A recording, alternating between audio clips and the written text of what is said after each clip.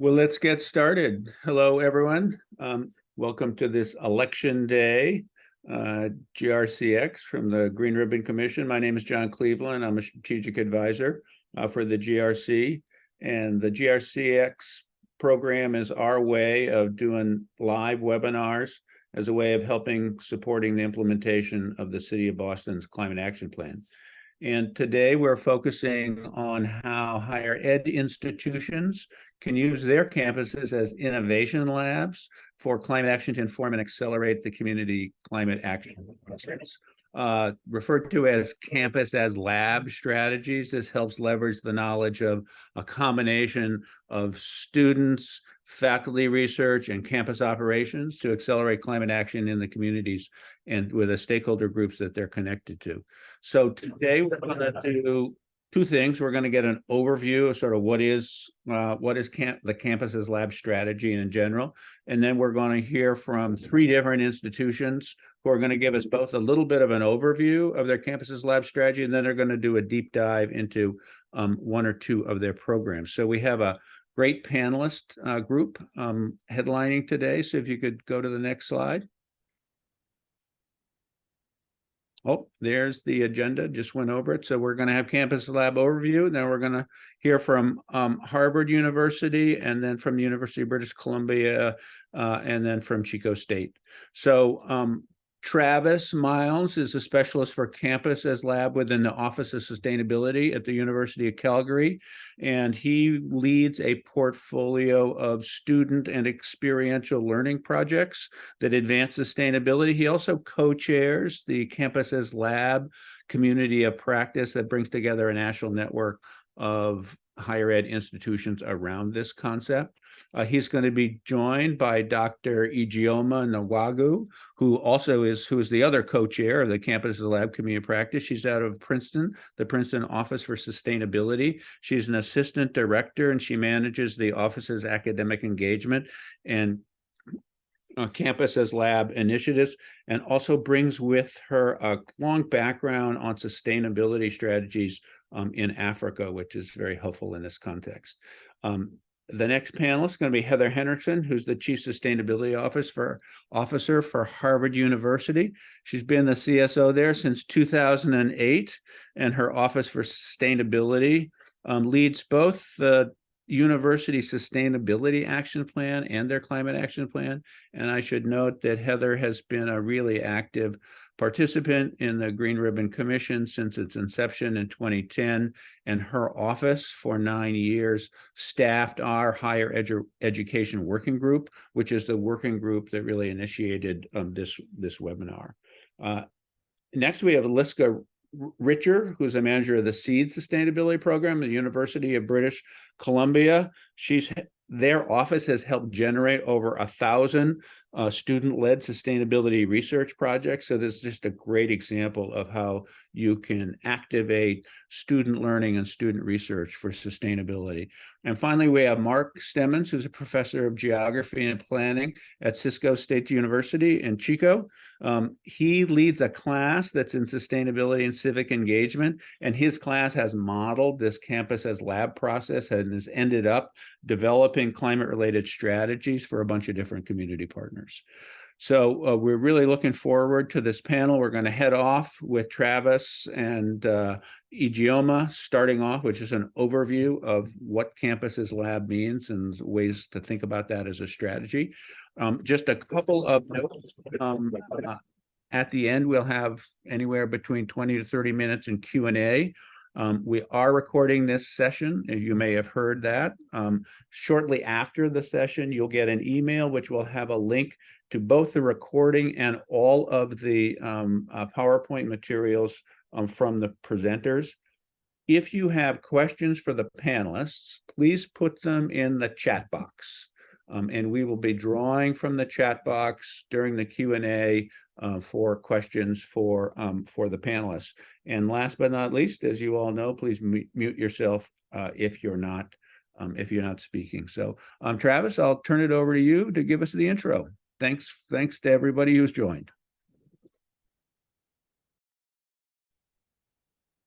Hi, everyone. It's a pleasure to be here today. My name is Travis Milnes, and I'm the co-chair for Campus as Lab Community of Practice alongside Dr. Ijeoma Nwagwu. I'm really looking forward to providing an overview of Campus's lab. And at the end of the presentation, Ijeoma will be talking a little bit more about the community of practice. Next slide, please. As a quick roadmap, I'll walk through what living labs are, what that means in a campus context, provide a couple of quick examples, and talk about our Campus's Lab community practice. Next slide, please. So the European Network of Living Labs established the Living Lab model, which places people at the center of product innovation and service development. Living labs promote cross-collaboration between citizens, research organizations, companies, and government. They utilize real-life environments as testing grounds for iterative development and sustainable impact, and operate in the co-creation of prototyping, testing, and innovation. So, for example, things like policy, products, marketing, and technology. Next slide, please. Living labs aim to provide a platform for citizens to influence and collaborate in innovative policies, product and service development. So for one example that came out of this European network of living labs was iScape. And it was a project that was working to improve air quality in a network of cities. And through this project, citizens were were trained to use air quality monitoring kits, and researchers deployed a network of air quality sensors to gather real-time data to better increase public awareness about air pollution and develop better frameworks to for change in collaboration with policymakers. Next slide, please. Living lab areas of focus are often aligned with areas of sustainability. So for example, agriculture and food, circular economy, energy, health and well-being, and decarbonization. Many campus living labs are housed within offices of sustainability. And so as institutions became hubs for living lab partnerships, it's maybe not surprising that living labs were adapted for institutional goals and needs. Next slide, please. So why are institutions ideal for living labs? So institutions, they own infrastructure, they have large parcels of land under one decision maker. They have a mandate to generate and disseminate knowledge. They have a lot of subject matter experts on campus and have a tolerance for longer payback periods, as well as are a little bit more innovation seeking. So for example, other collaborators can be a little bit more risk adverse. Next slide, please. So what is Campus's Living Lab? Campus's Living Lab promotes cross-collaboration between students, faculty, staff, and sometimes the broader community, utilizes real-life environments both on and off campus as testing grounds for iterative development and sustainable impact, encourages the co-production of knowledge and innovation involving student experiential learning and or applied research. And the previous co-chairs for Campus's Lab Community Practice, Rochelle Haddock and Caroline Savage, published a great article exploring this concept. And if you're interested in reading more, I'll be happy to share it in the chat towards the end of the presentation. Next slide, please. I just want to recognize that community colleges were early adopters in North America, as the experiential learning model was a great fit for student skill development and to enhance career pathways. And I also want to acknowledge that UBC, which we'll be hearing from shortly, has also been doing this work for a really long time. Next slide, please. So since the Campus Lab Community Practice was established in 2016, we have heard a lot of examples of great Campus Lab projects. I won't have time to do these projects justice, so please check out our webinar archives linked at the end of this presentation if interested. On the left, for example, Maria Bacalonardro spoke to us in 2019 about how Cedar Valley College supported students in their pottery faculty and solar energy building performance faculty in designing and creating sculptures pictured here, demonstrating the potential of beautifying the campus by combining reusable energy and ceramics. On the right, Joe Fullerton also spoke to us in 2019 about how Alex in the overalls At San Mateo County Community College District established methods for waste diversion on campus by designing interventions and audit tools that became part of regular operations, and developed a framework for peer-to-peer learning to empower other students in conducting waste audits as well. Next slide, please. Universities tend to be more research focused, and we've heard from Peter Buck and Krista Bailey in 2022 about how students were getting involved through the Sustainability Institute at Penn State and using campus grounds for operational testing and research collaboration between students, hydrologists, and civil engineers to better understand landscape changes from stormwater flow. On the right, we've heard from Dennis Carlberg and Rebecca Pearl Martinez, who spoke in 2022 about the Campus Climate Lab and the Institute for Global Sustainability. One project that was highlighted in that presentation was Wiley Huntermark, who supported research finding that landscape was a source of carbon emissions instead of a source of sequestering carbon. So for example, the decomposting of mulch was releasing more CO2 than trees on campus were sequestering, which provided a better understanding of landscape and carbon management pathways on campus. Next slide, please. Some institutions have highlighted how students are supporting the broader community. So Jessica Barlow spoke about the SAGE project, who collaborates with government and community partners by supporting existing projects. So many of these projects have involved mapping of resources and assets like stormwater inlets, sidewalk segments, urban trees in the local grove to support the best use of resources for the development and redevelopment of different sites by providing GIS layers to the city. On the right, Carrie Ferrero spoke about C2R2, the Coastal Climate Risk and Resilience Initiative, where students are paired with clients such as coastal community to evaluate climate risk and resilience strategies. So for example, students provided Perth Amboy waterfront city recommendations on wastewater management systems, landscape-based stormwater management planning, and vegetative features to the city's streets and open spaces to better prepare for coastal climate resiliency. And so you can see that campus living labs promote cross collaboration between these stakeholders, utilize real-life environments both on and off campus, and co-produce knowledge through student experiential learning and applied research. And now I'll pass it on to Ijeoma to talk a little bit more about our community of practice. Thank you, Travis. We have a Campuses Lab community of practice, which has been in existence since 2016. So we're in the 7th year mark now. And it's been a very, very fruitful group, a collaboration of professionals from over 200 higher education institutions, primarily in North America. But we do have members who come from Canada and other parts of the world that are doing this work in the higher education institutions they work at.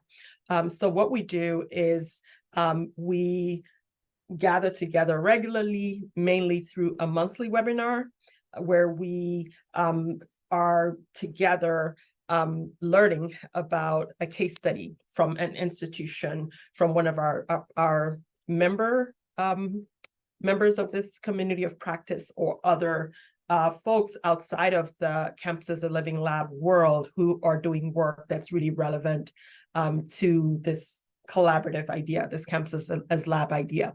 So we do monthly webinars, and we also have a resource space, basically a Google Drive, where you can find really, really good resources, from slide decks to other presentations that might be very useful, and reports as well that are very useful to Campus as Lab programming. And we also serve as a community to provide each other positive feedback and professional support in doing this work.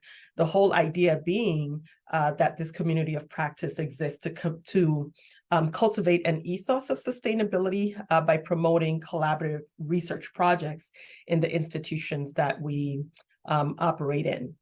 And then we also use this opportunity to support the work of our members in creating experiential learning opportunities for students to develop real-world leadership skills in the context of sustainability problem solving. And I must say that it's been a very wonderful learning experience through these years. And one of the chief values, I'd say, of this group is that you get to hear how the Campuses Lab model is evolving in different contexts. Next slide, please. I've spoken a little bit about this, about some of the values that the group brings. So I'm going to go next slide, please. So I'd like to end up with, this QR code. Please connect up to us through this QR code if you're interested in being a part of the community of practice, which Travis, the previous speaker, and myself co-chair. So feel free to reach out through us through the QR code or via email, and we'll be happy to sign you on to the community of practice. It's a very vibrant community. And I'd also like to share that we have our next webinar coming up on November 9th at 12:30 Eastern.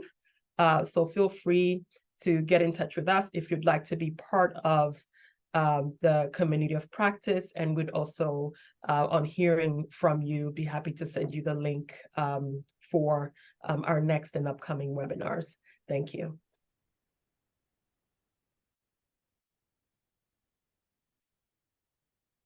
Great, thanks, Travis and Ijeoma.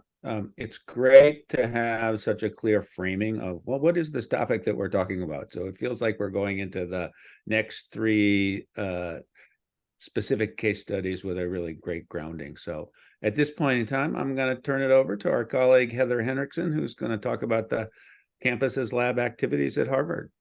Heather, it's yours. Thanks, John. It's great to be with all of you today. Thanks for that wonderful introduction. So I'm going to give you a little bit of context about how we think of campus as a lab or test bed, and then give an example of, I think, something that started with faculty in a conversation around research, and then how to apply it, in our operations and beyond. The next slide. I don't think I can change the slide. So this is just our approach that we, again, work with faculty on, of sort of how do we define sustainable development, and how do we think about our actions on our campus, whether it be in our buildings or our climate change goals and how we implement them, but taking a really holistic approach. Can we make sure that our solutions are looking not just at climate, but also equity and health together? Because this consistency of looking through multi-dimensional lens and multidisciplinary research has caused us to make different decisions. Next slide. We do feel we have a real world test bed, in addition to, of course, being a large research, in teaching university. 12 schools that run very independently of each other, kind of like a multinational company or cities. Lots of buildings and square feet, and 3 utility plants that two of which we own and operate. So a nice test bed to play with that we think, if we can scale things at this level, can help others prove it can be done. Next slide. We do have a sustainability action plan that was just updated.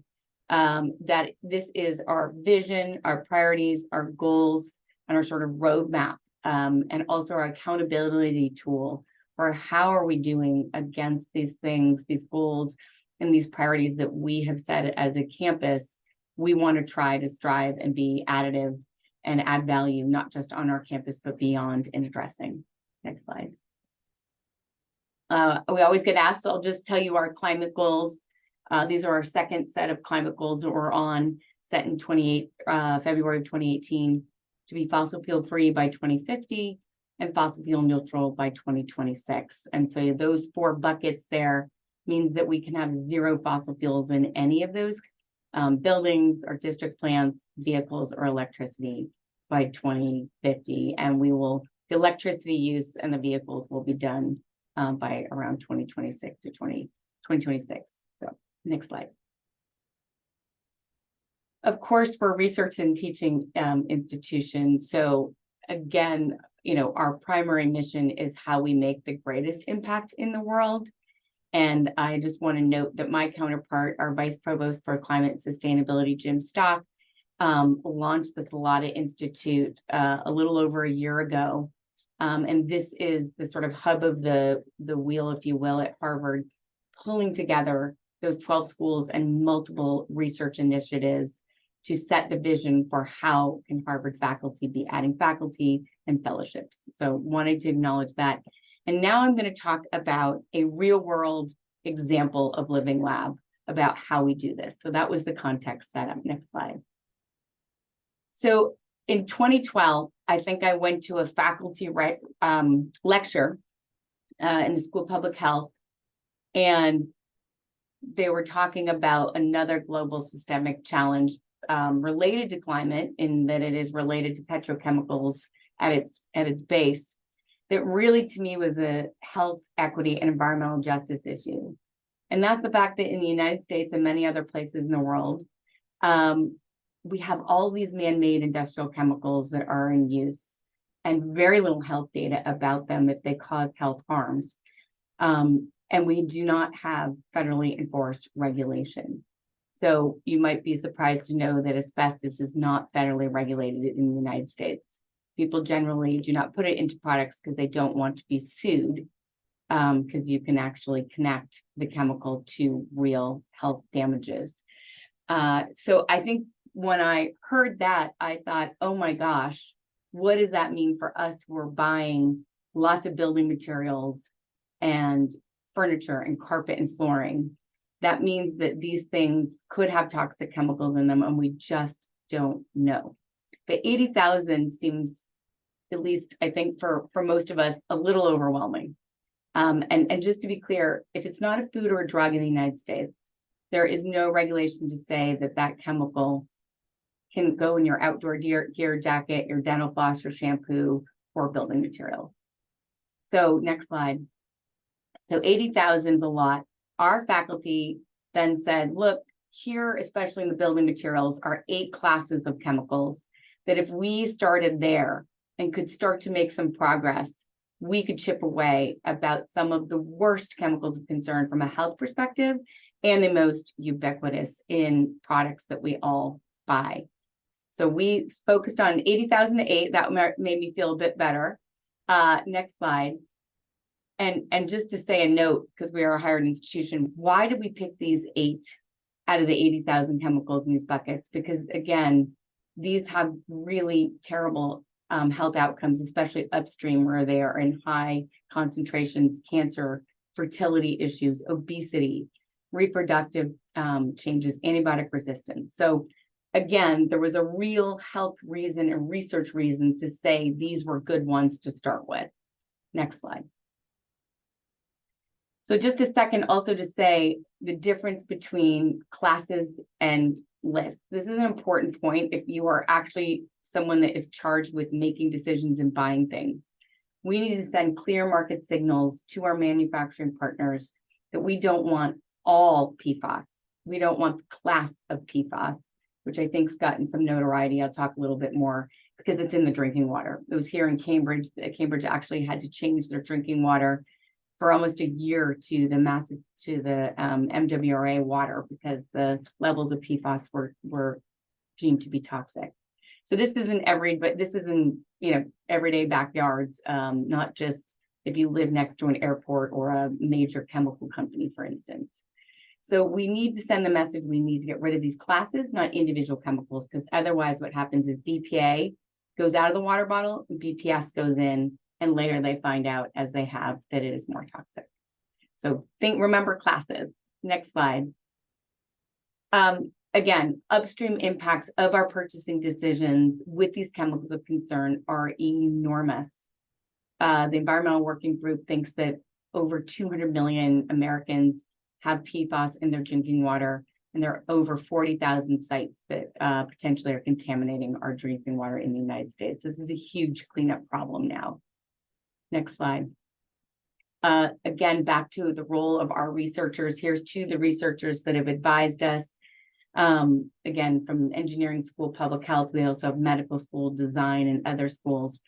But they are the ones that said the science, based on the science, the amount of PFAS on our drinking water should actually be much lower. It used to be 70 parts per trillion. Now they recommended that about 0 is actually what we should have. But yet, just to say, why do we care about stopping this at the consumer level at this moment, because we don't have regulations, is even the regulations are only addressing sort of a handful of chemicals, not classes, and not the real full issue. And I don't suspect the US will have tight regulations on this for any foreseeable, not my lifetime. So anyway, but science at least is winning the day of getting this on people's, like the EPA's radar. Next slide. So this is from our researcher. We must stop using it. This is an example in Cape Cod where they reverse engineered with the Department of Engineering or Department of Defense and Energy's data on chemicals they know they used at a military base, PFAS. And they traced it back. They could only find half of the chemicals in the water. So anyway, our researchers basically said, where did this other half of the PFAS come from? It was statistically significant. They found double the amount than they expected to, and they don't know why. So again, big problem. They had said to me, just stop using it. Next slide. So what do we do? So in 2014, we started working on this, and we formally launched a Harvard Healthier Building Academy in 2016. And what we required with all of our manufacturers, and now we're educating others like public schools and affordable housing and other large owners, is require transparency. Tell us with a label what chemicals are in the products we're buying, carpet, flooring, furniture. Target these chemical classes of concern like PFAS to get them out. Advocate for LEED and Living Building Challenge and other certifications to actually start addressing this. And then expand the marketplace of healthier products. We tell everyone which products we're using, and hopefully others are buying them. And then we at Harvard are requiring, we have requirements on all of our capital projects to buy healthier products, and also products that have will be better for indoor air quality and embody carbon. Next slide. So again, this Harvard Healthier Building Academy is this partnership with multiple faculty from multiple schools. And the goal is really to transform the marketplace to create a healthier, more equitable, and truly sustainable supply chain with health at the focus. Our, scorecard, if you will, is we're up to 5 million square feet, over 50 capital projects that have done this. We're up to 14, sort of all of our interior product categories where we're getting classes of chemicals out of our materials. And we worked with thousands of manufacturers and researched over 12,000 products so far. Next slide. So here, let me give you 4 quick steps and then I'll stop. What we said, let's eliminate chemical flame retardants, PFAS, and antimicrobials in all of our interior spaces. That's been our goal. Let's just take those things out. They're usually added at the end. They do not change the way that the product looks, and they do not cost more. The costs are really in the soft cost of researching and knowing what to buy. Second slide. And then go beyond the 3 classes where it's possible. For instance, in carpet, we go beyond those 3 and also don't allow phthalates, PVC, or fly ash. And we've got 5 major carpet manufacturers who can do that. Shaw, Interface, Ask Me Later. There are many. Next slide. And then our strategy was to start with priority product categories. Again, grounded with research from our scientists, start where the exposure is greatest, where's the highest concern, where can we get these classes out, what's market available. We started with carpet, flooring, furniture, paint, easy things. Where can we, and those are also things we buy a lot of, and we quickly moved to standards because we found it didn't cost more. Next. These are the product categories that we're up to, again, that eliminate at least those 3 classes of chemicals. We are hoping to launch an open source database that's free for everyone to just use this data very soon. But we have been able to get those 3 classes at a minimum out of all of these interior products with really almost no hard cost difference. Next slide. And then my recommendation, what we did, and I think works well, if it seems daunting, is pilot this on a small project first before you go to a big one. This was our first project. It was 3,000 pieces of furniture from 27 furniture manufacturers, and then the carpet, flooring, and paint. By the way, when we started this, all 75% of the 27 furniture manufacturers didn't even know what we were talking about. They all did it on time and on budget. So we knew it could be done. Next slide. And then go to a bigger project. This is a 550,000 square foot complex multi-use lab building. That's the home of our new engineering school. And so here we did, do not just lead, but we did do pilot the materials pedal, which we actually aren't doing anymore because we have not found that the materials pedal is really driving lots of new transparency labels to be created. And also because it's list-based, it's not actually addressing the full chemistry and the full, it allows some PFAS not get rid of all of it. So we're actually not going to do that, but we are working with the creators of the Red List and the Living Building Challenge to change that standard. So, but we've done this Harvard Healthier Building Academy, as I said, and that's why we'll keep doing it, because there isn't anything out there that's class-based really. And we'll keep doing this and sharing our data until the standards are class-based. Next slide. This is what it took for us to do this. And now we've applied that across the university. We researched with our faculty 6,000 materials. We got over 1,200 companies to provide their ingredients.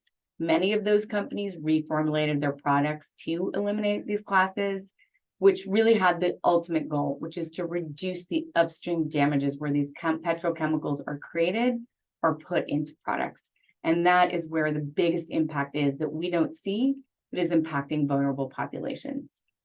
The other is that 1,700 products did, again, in some way, publicly disclose, at least part of their ingredients. And then we selected them for health, equity, and circularity. Next slide. So now we have standards, how we build, that include healthier materials, indoor air quality, other things.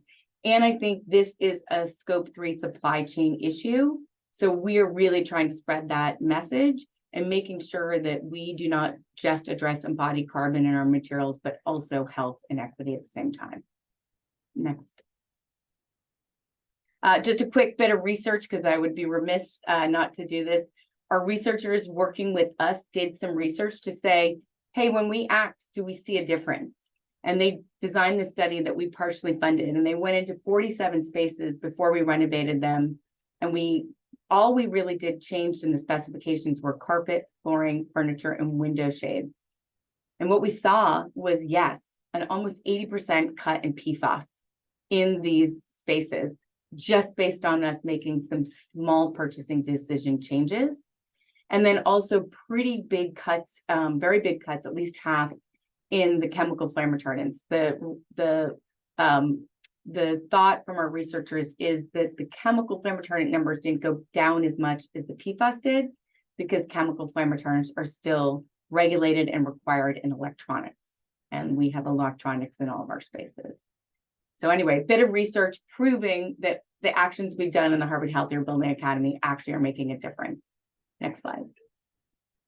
And last, just to say, we are working very much to scale our purchasing power with other big buyers, because again, we're only a campus still of 650 buildings and 27 million square feet. And so it was really about helping others. And a really great partner in this work is Mindful Materials, that has a common materials framework that we are advising on. And then we are working with partners like Google and Brookfield Properties to help other owners send the exact same requests for these for market transformation. So that is my living lab example of how we worked with researchers to take science and research and then apply it to a real world problem, and then study the research or build on peer-reviewed research out of the interventions as well. Thank you. Great. Well, thank you, Heather. Really appreciate that. And what a cool example of using campus as lab through a market transformation mechanism with your purchasing power. That is really Yes, great. and I'll bet you there are going to be a lot of folks on this call wanting to find out what your standards are and how they could implement them. So yes, thank and I you. was remiss, I speak so quickly, and the researchers, when I say researchers, I also mean students. The students Yes, were that was a deeply question. involved in both undergrads, graduate school students, postdocs. In fact, we have had undergraduates do peer-reviewed science in this space working with us. So yes, students, in my mind, are researchers. Thanks. We're going to jump coasts now, and we're going to move over to Liska Richard. Liska, take it away. Thanks, John. So my name is Liska Richard at the University of British Columbia, and I'm located on traditional unceded and Musqueam territory, and that's where I'm speaking from today. Next. To give you a little bit of an overview, I'm going to give you a little bit of context first of our university and our living laboratory approach. I'm going to talk about one key initiative that I've been involved with for the last couple decades around the seed sustainability program, and then launch into a case study around climate and food systems, and then share some key takeaways. Next slide. So when we think about living laboratories at the University of British Columbia, it's really driven by a principle that as a public research university that we have a commitment and a responsibility to leverage our various capabilities, whether that's academic or operational, to respond to societal issues through our localized context. At UBC, a living laboratory approach here is really about a framework. It's a broad framework at UBC and can involve faculty, student, staff, as well as community partners that might be internal to the campus or external, and really about leveraging the various assets of our campuses, whether that's the physical, planning, or policy assets, to explore broader challenges around in society in this localized context with an eye to scalability for change, which gets at the final component, which is really around knowledge exchange for how we can translate and mobilize this knowledge on our campuses to increase collective impact more broadly, whether that's regionally or provincially or nationally or internationally as well. Next. And to give you a little bit of context at UBC, in many ways, UBC is like a small city. We're a pretty large campus and have a daytime population of about 85,000 students, faculty, and staff. We have a large workforce of faculty and staff on the campus of over 20,000.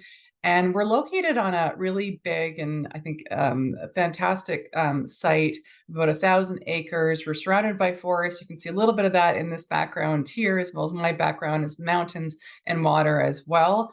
And we own and operate many of our utilities, as well as our buildings on our campus, and have a really big impact on our economic impact on our region, and especially in our province here in British Columbia. So a lot of areas that are quite powerful, I think, to leverage as an institution. And our population's very diverse here as well, both our students that come here at UBC and staff and faculty who work here. Next slide. When we think of living laboratories that you're hearing, I think, from many of the speakers today, it varies, it's diverse. So at UBC, we have a typology of living laboratory work. Some of it happens in the classroom, some of it's paid, some of it's driven by faculty, by students or community, some of it's a combination of these different groups here. And there's variations in scale from really big capital intensive projects to smaller scope projects that might be much more specific. UBC, as Travis mentioned, is an early adopter of the campus as a living laboratory work. The program, Seed Sustainability Program, launched in 2001 with a real mandate about how can we bridge our efforts in academia and operations to support advancing our university's strategic commitments to sustainability, but also broader international commitments as well through applied research.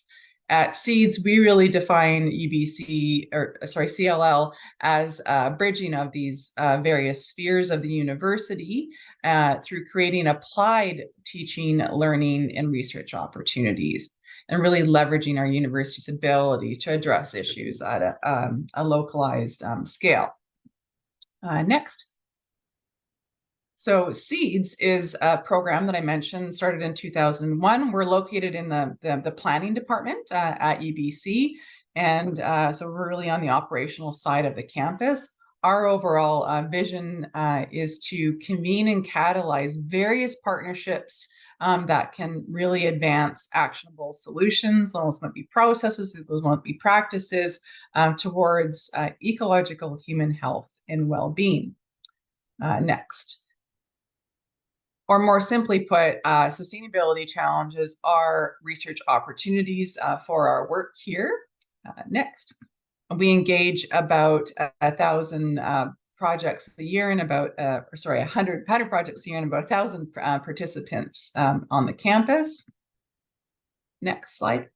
And we have 5 big research priorities, and these span areas from climate, biodiversity, food systems, circular economies, to community well-being and inclusion.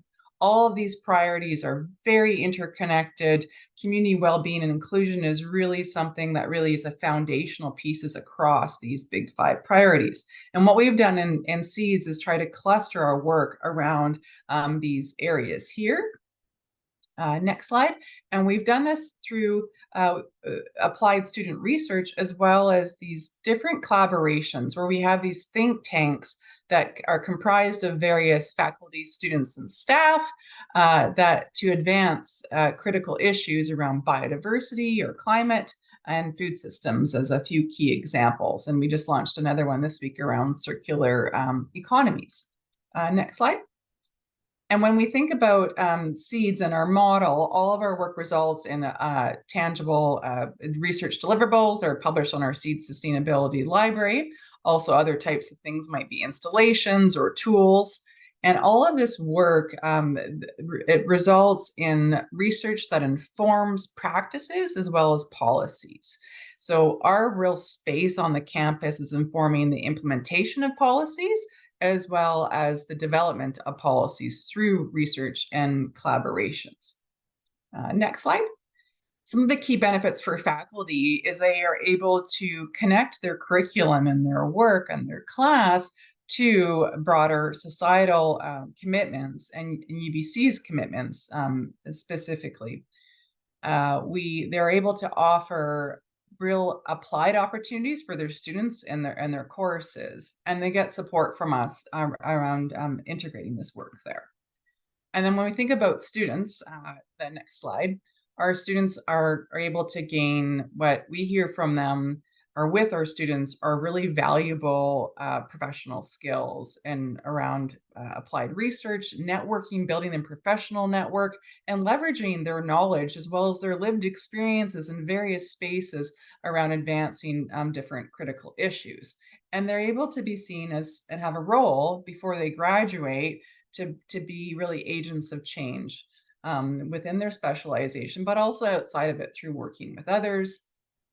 And finally, the next slide is that through our work with various staff and community partners, is that they find a lot of value in this living laboratory work because they don't have time, and many of you don't have time to tackle all these really big issues through your work. So why not leverage the very many minds and experiences at higher ed institutions to get support to advance work around different societal issues? So leveraging really the academic side of the house as a type of framing that I frequently use to advance critical issues here. And now I'm going to launch into a case study, which is the next slide, around our living laboratory work that's around advancing climate action in our food system. And we call this work our climate-friendly food systems work. I'm going to take you through a bit of our approach and our model and share some examples of this work. Next slide. Yeah, I think we all know the really a critical role that food systems play in climate change.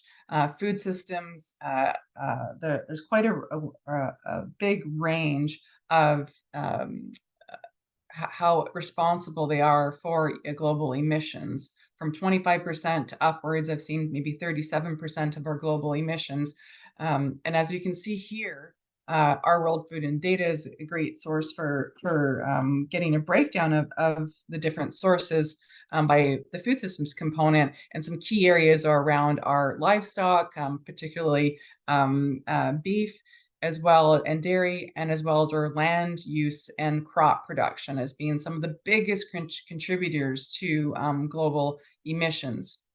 And when we look at UBC's food emissions, as shown in the next slide, our food system is responsible for about 21% of UBC's overall emissions, and about 31% in what we call scope 3 or our extended emissions. So in that category, their food emissions might even become the largest category as other sources of UBC's emissions start to reduce here. And it's quite an underestimate as well, because our food emissions don't include all of the different food system components, such as transportation or processing, as well as all of the emissions from different segments of our food systems, businesses and operators. Next slide. So when we think about these big issues, how did we go about tackling them? It's just a great opportunity, this challenge of climate change in our food systems, to leverage our campus as a living lab. So we launched what we call a research cluster and a corresponding action team to tackle this issue around climate-friendly food systems. And this team that we launched is comprised of stakeholders from our food and beverage, waste, we have a big campus farm and gardens, as well as many faculties and schools across the campuses, our climate action plan policy leads, and students as well as part of this group. And the overall objective of this group is around tackling our ambition to accelerate a big transition towards climate action in our food systems, around meeting different targets and goals through applied research and collaborations. I think we can skip the next slide, and we'll go to the one after that. So we started off this work, like, what are we talking about? What do we mean by climate-friendly food systems? So we took a really deep community-based approach. This took months and months around finding ways of defining what we're talking about here. And we defined it as that a climate-friendly food system speaks to not just emissions, but that emissions plus, around just and accessibility in terms of a food systems, operating within planetary boundaries, so really that concept of One Health or planetary health, reducing food emissions with their food systems, but also enhancing food systems resiliency in all stages of the food system, and with an eye to generate positive outcomes for people, animals, and the planet. So this is kind of where we started with that work, was that foundational definitional work and getting a team together. And then next slide. And through this work, then, we had an opportunity. We had 2 iterations of UBC's climate action plan over the last 2 decades. And then this is our 3rd climate action plan. And through this work, we commissioned this team to inform the development of the targets. So what this resulted in a climate action plan target here for 50% emissions reductions associated with the food systems. Next slide. And we also, at the same time, submitted 10 bold actions, and 7 ended up making the cut for our climate action, our university's climate action plan, or I'll call CAP 2030, moving forward here. Next slide explains these 7 actions here. You'll see the timeline is ticking quite anxiously on these. I think we are a bit behind, but we're making a lot of good headway. I'll just highlight a couple of these. So some of the short-term actions that this group has informed is they need to develop a definition, a label, procurement guidelines, and tackling food waste reduction and recovery, and developing a strategy, and doing some key work around measurement and reporting and how we're going to track that. Next slide. So all this work, I've mentioned this CAP 2030. There's other key strategic university commitments around climate that are quite intersectional. We have a climate emergency declaration that we declared in 2019, a zero waste action plan towards a circular economy that was just approved this year by board as an update from our 2014 plan. We have a student society sustainability plan, a really ambitious well-being strategic framework. We have strategic commitments from our food providers around sustainability, and many other sustainability plans and policies that have touch points around climate and food systems. Next slide. So when we think about our definition, we thought, okay, well, what's next? We need to find a way to operationalize this definition. We have a very aspirational definition, but what does this mean? So what we did is we broke this up into three big components around what we're calling attributes that span mitigation to adaptation, as you can see in this Venn diagram. So the mitigation areas were really around emissions reduction, and then the adaptation areas around adaptation. And in the middle here, we've got an attribute around supporting biodiversity and resilience, which is quite cross-cutting across these different spheres. Or more simply put, in the next slide, we have a more simplified infographic here that shows these three different attribute goals of a climate-friendly food system. And based on these different attributes, we started to define, well, what are the different types of collaborations and research that we need to do then to operationalize and advance this work across the food system. So whether that's in how we're procuring food, creating food, or that culinary design of food, thinking about our food waste, food growing, food processing, food storage capabilities of the campus. And we started to embark on that work. One of our key signature projects that we started off with, as we can see on the next slide, was development of a label. So this label work is kind of where we really started to think about how can we start coming up with a methodology and framework for assessing food emissions on the campus and putting a food label throughout our different menus. So we created a methodology and framework as well as a label. And I say we as in this climate action team with a lot of supporting research. And as can be seen in the next slide shows some details I can speak more to later. And we have a website here about a really, I think, robust methodology that quantifies our food emissions through our emissions as well as nitrogen and water. And we took a scaled approach that took, I think, about a year and a half using the Cool Food Calculator, different thresholds that align with the label that are green, yellow, or red, and a robust assessment of various menu ingredients from our food system were used. And in the next slide, you can see we launched 4 different stages of pilots that accumulated over a few years, and testing this out in a really rigorous way. How are these different labels impacting people's decisions, purchasing decisions, knowledge, awareness, and action around climate food systems?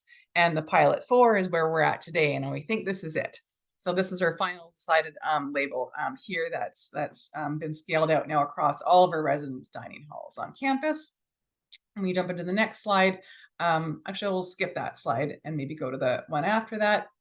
Thank you. Our next line of work was around developing a procurement strategy. So this is kind of where we're at today. Really a big focus is on how when I've showed you that Venn diagram, how we take those different attributes of a climate-friendly food system and then incorporate that into a procurement strategy for the university that spans a mitigation to adaptation. Next slide. Here you can see that some of just like the global data, some of the key emission categories are really around beef and lamb and dairy. So this was like a key priority action. that we agreed upon as a university that they need to make reductions in. And the next slide, there's a lot of detail in here, but I wanted to include as a reference slide. This is our draft procurement strategy that we'll be publishing on our website, and we've got in principle agreement on that includes a number of specific actions, and then we're commissioning a series of research on advancing this through our procurement on the campus that spans reducing emissions from food production in our procurement to how we store food in our equipment, to how we can increase biodiversity of our food system and tackle climate change and support food justice and sovereignty. And then I'll just end now with the last 2 slides here. Some key learnings, I think, and takeaways from this process is taking a community-based approach and identifying who needs to be brought to the table to really advance these really wicked problems and challenges. And we find that it's so important to include the practitioners and people and who these issues affect and bringing them to the table. And then taking a whole systems approach as well and identifying connections between the different aspects of climate and food. Taking one example with our attributes is how can we take one action that can reduce food emissions, promote biodiversity, and support food justice and sovereignty? And I can share some examples there in the question and answer period if of interest.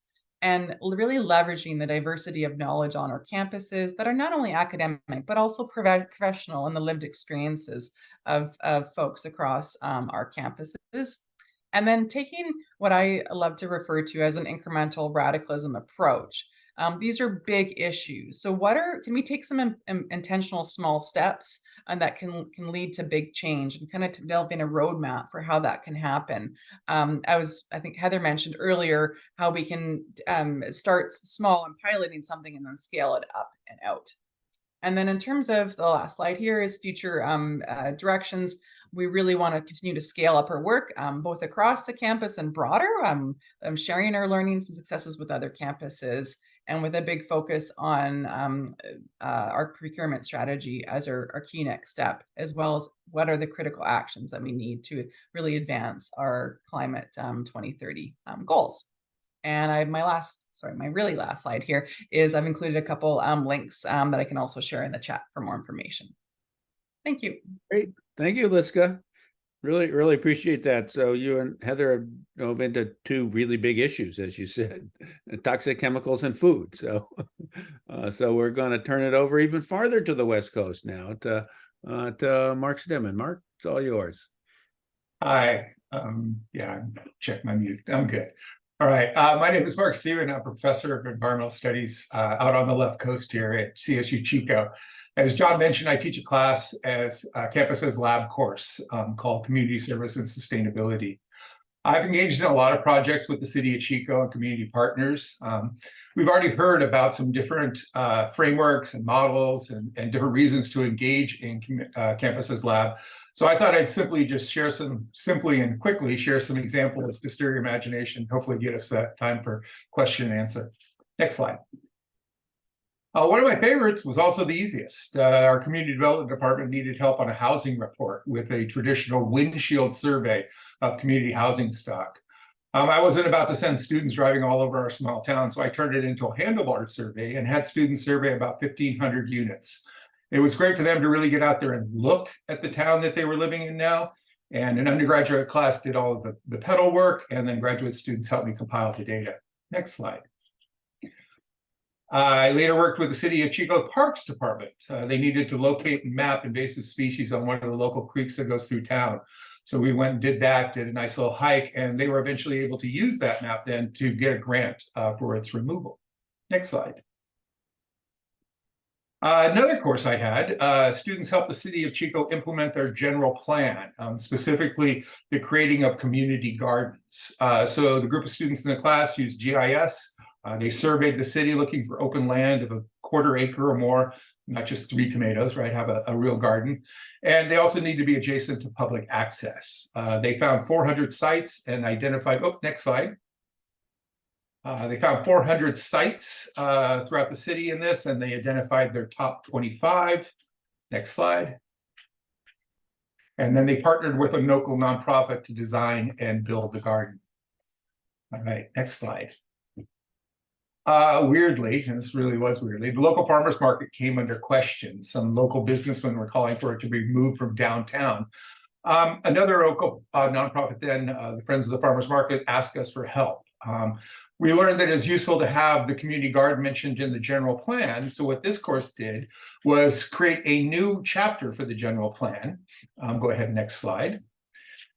For their Chico's 2030 general plan. It was an unofficial plan, right? But it's still effective in framing the issues for the public, like any general plan does. Good news is the market's still there. Next slide. Moving on to more climate-related projects. On campus, I had a class perform a campus sustainability assessment before STARS was developed. We hired a consultant to help us with the research design and the report writing. There's a picture of the students there. I looked desperately trying to find a picture of Dallas Scott, and I couldn't find one good for this stuff, but there we have. Next slide. The resulting report then inspired one of our graduate students to go ahead and conduct a greenhouse audit of the Chico State campus, and he did it for his master's thesis, kind of doing the lab campus as lab project. Next slide.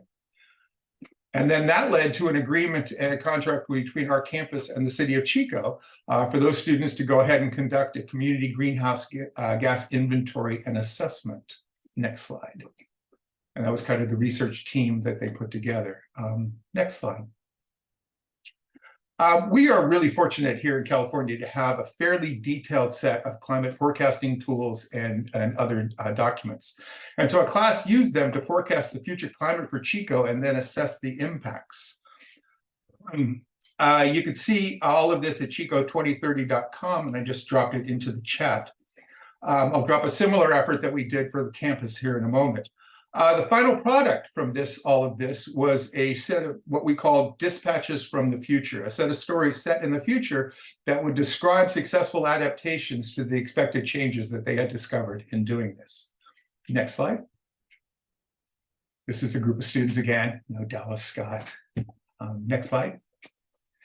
This then led to a climate vulnerability assessment for the city of Chico. One of the students who was in the previous class then moved on to the city as a Civic Spark Fellow, and she then worked with my students to produce a greenhouse climate vulnerability assessment for the city, which is one of the things that the state government requires of every city here in California. Next slide. And then that led, one of the biggest impacts that we saw from all of these types of things was that led to an extreme heat preparedness plan that we developed, again, in conjunction with Civic Spark Fellows in the city of Chico and my class. Next slide. I would just point out to those folks who are out here in California and elsewhere that the Civic Spark program and California Climate Action Corps are two AmeriCorps programs that we were able to use.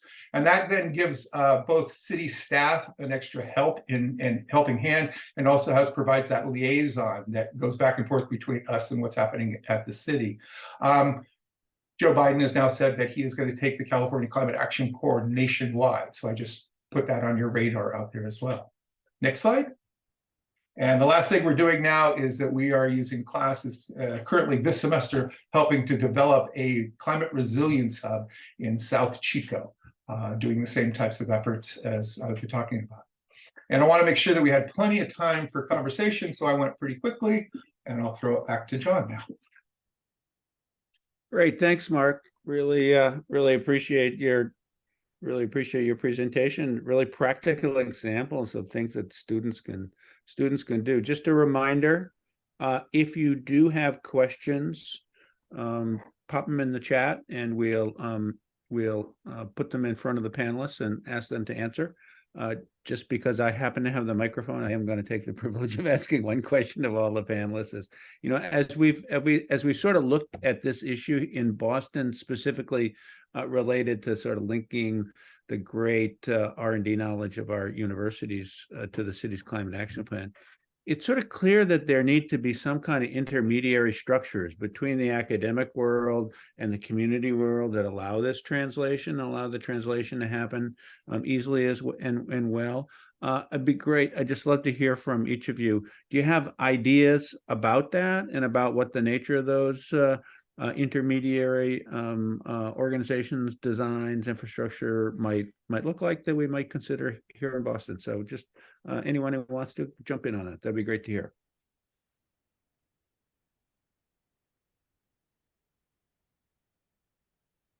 Well, I guess not. We will. When it comes to intermediary, one of the successes that we've had through Campus's lab is having it hosted out of an Office of Sustainability is a really has been a really fantastic process for knowing where the students are, knowing your network of faculty, and being able to mobilize those stakeholders to address some broader community challenges in partnerships with the local municipality. That is great. So let's go to the chat box then. I'll go ahead and answer. I was going to let some others go ahead and say some things. And so I have a awkward relationship with that kind of situation, in that I've done a number of projects, some that have had intermediaries between the different agencies, and others where I was the direct contact. And what I would say is that as you would add intermediaries, you lose a lot of the learning that happens in these, because what ends up happening is that the intermediary will grab the easy to do things, or the stuff that the other party really needs to get done, that aren't necessarily connected to what you want to teach and what you want your students to learn. And so I think that's the biggest difficulty that I've had, is that if I'm in one-on-one contact, then I can have a dialogue with them and do that. Whereas if it's outside of that area, that it becomes less of a learning experience and more of a doing experience. So that's, I guess, the one caveat that I would add to that, having done both of them. Yeah, that's a really helpful insight. So you lose that sort of organic connection to you as faculty member and your students, and really understanding what will make this an exciting project for them. It has to be both. What can they learn out of the project? Right? Yeah. It can be an unlearning kind of thing. We always think the classic filing, right? They just don't need to file things or fill out Excel sheets. What can they actually learn? And what in my class can I then question by doing? Right. And that's, I think, what I found most exciting about all of this, is the unknown questions that come up and then can be answered only by trying to do it. You can read about it, you can write about it, but it's when you do it that you go, oh, that's what they're talking about. So those are my thoughts. Right. So Heather, the first question in the chat was directed directly to you, which is, given the scale of the supply chain and procurement challenges, how does Harvard and other institutions determine policy and enforce this kind of action across all your departments, so that it becomes a institution-wide experience? Can you speak to that? Yeah, so first, let me just say the whole academy is a partnership between me and faculty and 4 of our schools and faculty from those schools, and then students, and the students do change. So I think, and I do think, to Mark's point, I think, my primary role is the doing, but I think that through this partnership organically, both we have recommended research that then students have done that's turned to peer-reviewed science, to other projects, to even them getting different jobs when they leave Harvard, or internships. So I think that's, one piece. But I think so that definitely happened. And I'd say that our role in the Office for Sustainability is more to recommend research that we think will make this transformation and addressing these challenges in the real world happen more rapidly.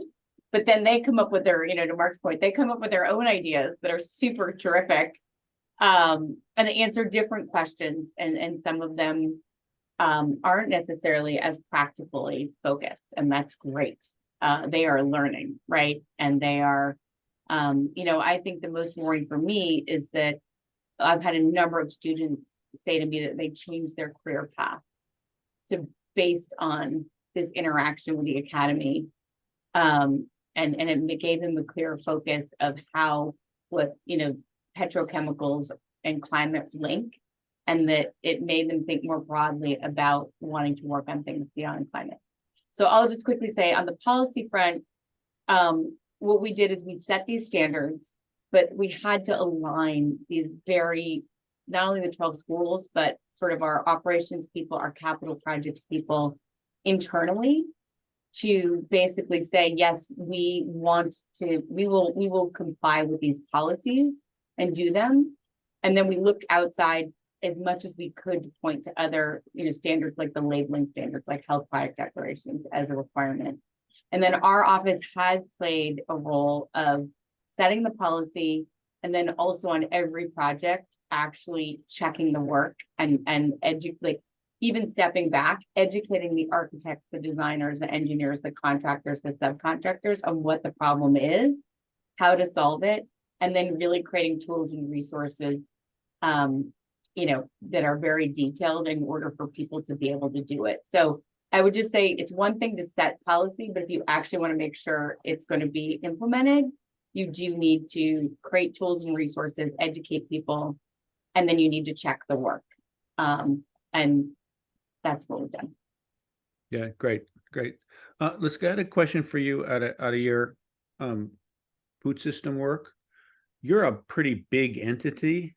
Do you imagine that you're going to have to get into supply chain development to get the kind of food that you actually want to get? And have you thought about what supply chain development might look like for food systems for an institution your size? Yeah, it's a great question. We've thought a little bit about the supply chain development. I mean, I think we're pretty privileged being located on the West Coast.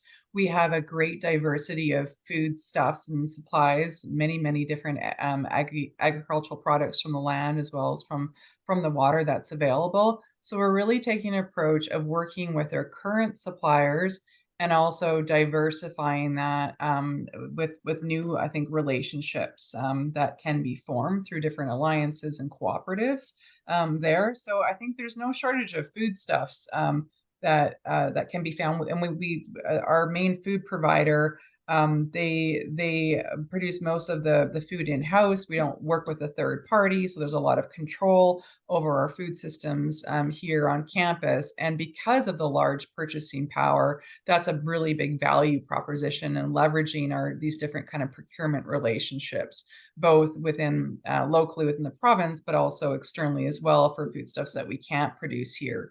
UBC is at about 54% purchasing locally, which is quite large for an institution of this scale to be doing as such. So I think it's kind of working with what we have already, but also we're having some preliminary conversations for some foodstuffs that are maybe plant-based that could replace some types of animal-based proteins that the costs are quite high. So there can we leverage, we have a new food and beverage facility being constructed now, some of those partnerships around innovation and developing products in-house, as well as our 24-hectare farm on our campus here for different food storage, which we've done in various projects to extend seasonal or to enable seasonal storage of products so it can be available year round. So I know I'm not answering your question directly, but that's great. kind of working with a couple different arms. Yeah, and actually, when I saw your line around sort of from meat to plants, I was curious whether or not, I mean, a lot of the startups in that sector have emerged out of, R&D activities that have happened at universities. Is there an active sort of R&D world around that within UBC? And is that part of the potential strategy? It's something being considered. It's not something that I'm aware of right now, but one thing that one of our food providers was some challenges around a plant-based salmon lox, okay, which smoked carrots essentially. So could that be done on campus? But then it's also thinking about, do we need, is that the solution? Are there other ways that we can meet that interest of providing a nutritious meal, and one that is still has a good level of protein within it, that's tasty, that's affordable from a student perspective and from a provider perspective. So we're really starting there as a principle first.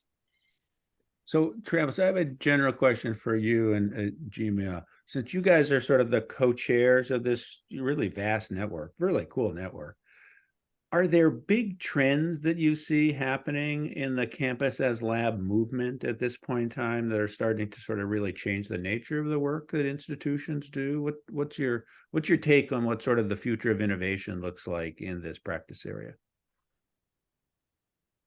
Yeah, absolutely. So Ijeoma may have something to add to this, but one of the things that I've noticed is that maybe as universities or institutions have been working through these living lab partnerships and internalizing it in some ways by giving students these opportunities to work on campus.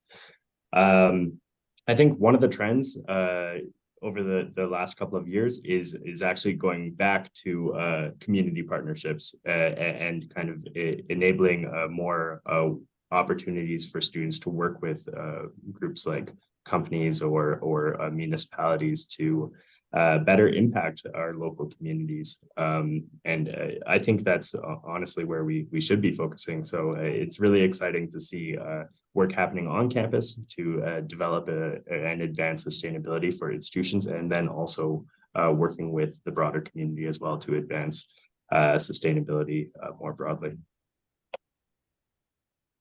Yeah, we're seeing quite a bit of that as well. From my standpoint, more of that interest in a more community-facing type of engagement.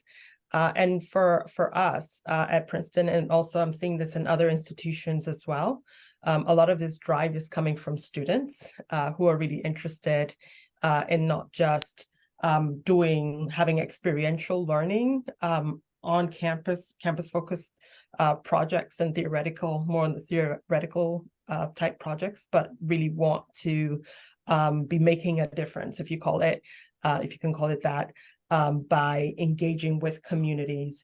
And for us as sustainability professionals, that has meant extending, as Campus as a Living Lab, support systems, kind of extending our understanding of what this means. As I know in an earlier comment, Mark talked about the learning that happens in the whole messiness of engagement. So sometimes when we go out and we have our students working on these collaborative projects with communities, it does challenge some of the ways of working, for example, that we're accustomed to in the university research or higher education research ecosystems, in that there are times that we have to not follow kind of a linear expectation that things will, proceed according to our plan.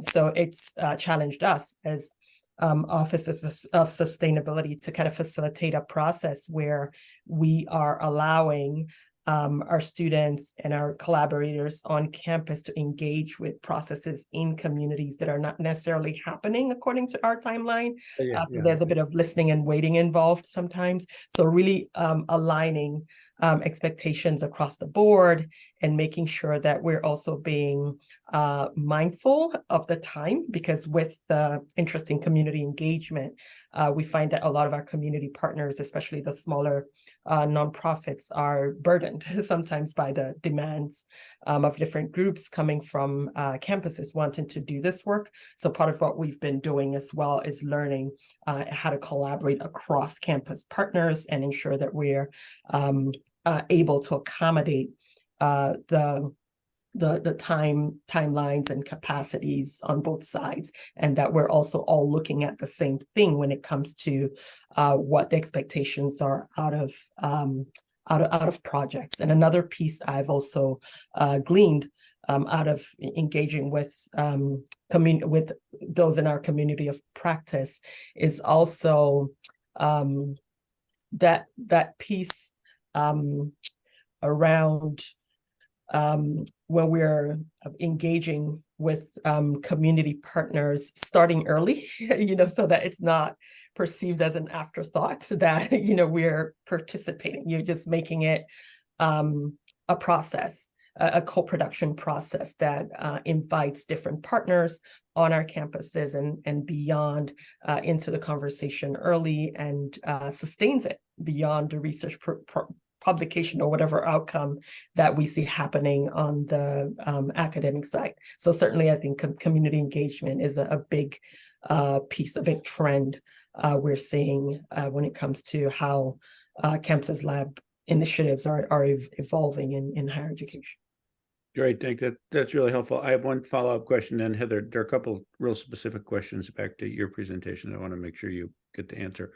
So, and this more in the healthcare area, but a lot of this kind of community work happens under this umbrella of anchor institutions, and sort of the way anchor institutions use their procurement, their hiring, their buildings, their investment strategy as a way of advancing the quality of the neighborhoods that they're located in.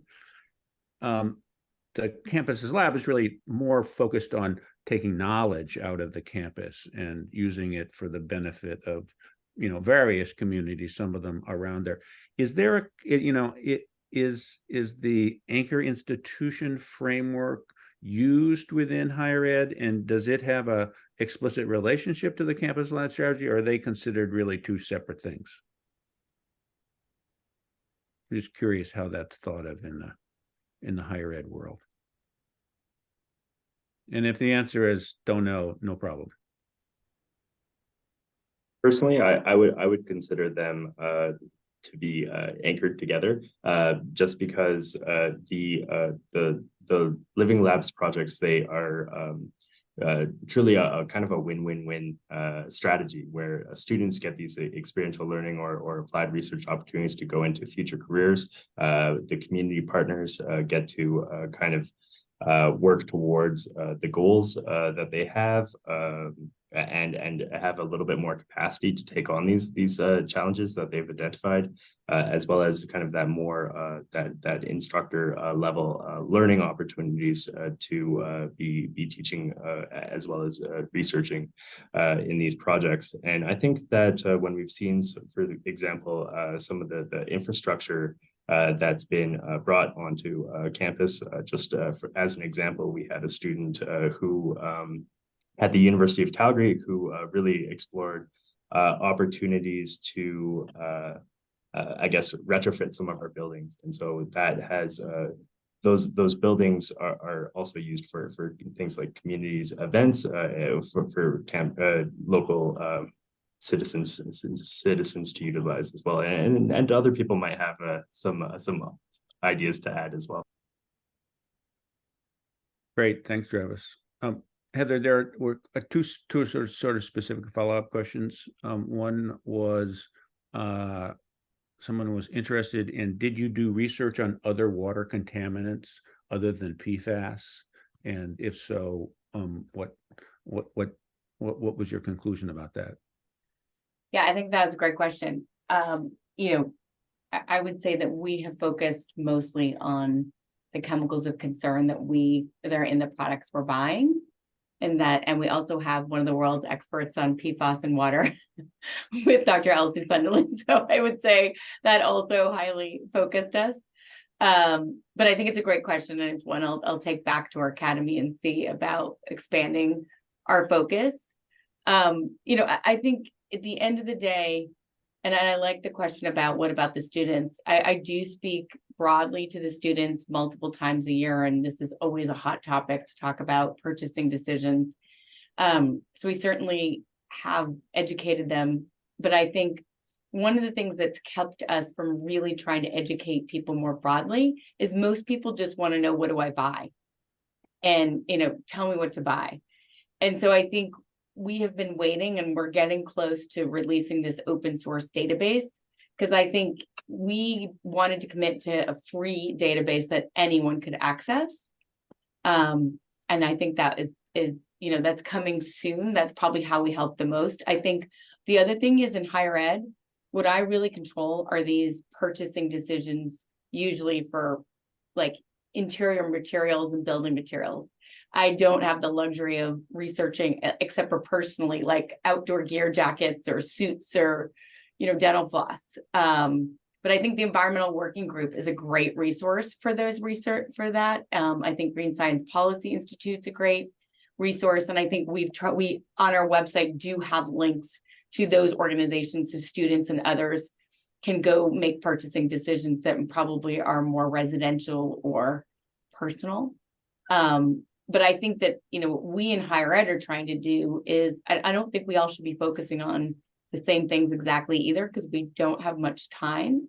And I think we felt we could have an outsized impact given our faculty in public health, medical school, engineering, design, of really trying to say, look, no one's really focusing, you know, on the built environment and materials from a health perspective. They're focusing on embodied carbon or other circularity aspects.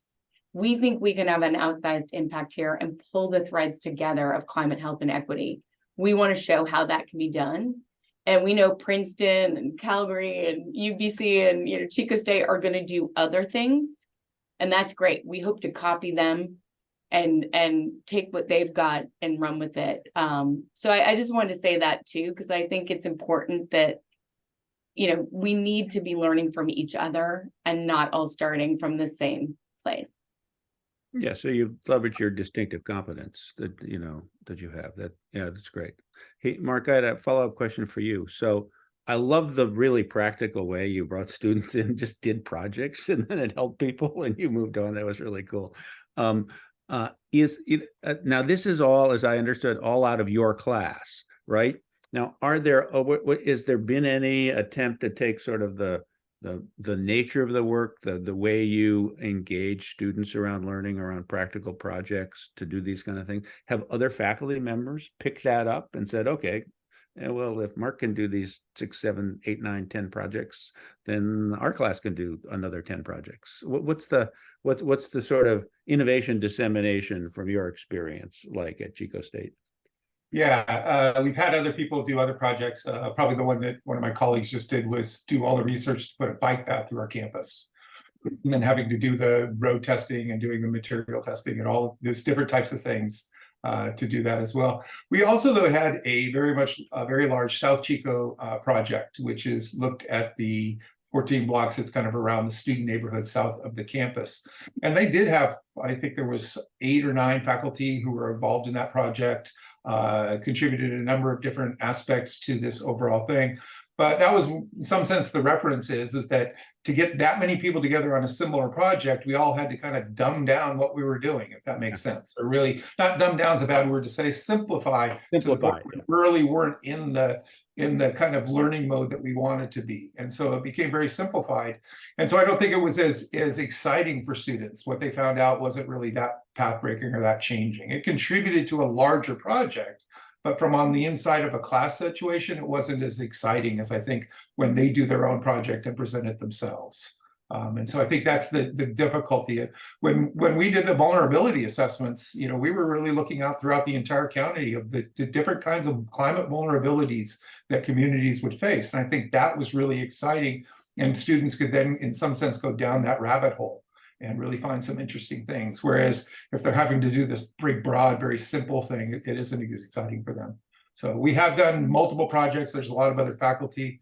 I didn't want to spend a whole lot of time talking about a whole lot of other things. And so I'm not the only one out here. Yeah, there's other folks doing the same things. But that's kind of the feedback I have, that the really exciting projects are the ones where the faculty really gets to know whoever the community partner is and spends some time with the community partner, really engaging with, what do you need? What do I do? What do you do? Well, wait a second, you do that too. Oh, wait. And then all of a sudden you're down on this project that really makes sense. That's so great. That kind of nuanced dynamic between student learning and the project. It's a great way to end this this terrific GRCX webinar. I just want to thank all of you as panelists. What awesome information. And to tell those who are still on that you will be getting a link to both the recording and the full PowerPoint presentation. So thank you, everybody. Totally appreciate your time. Thanks for those of you who joined us, and have a great rest of your day. Take care. Thank you all. Thanks, John.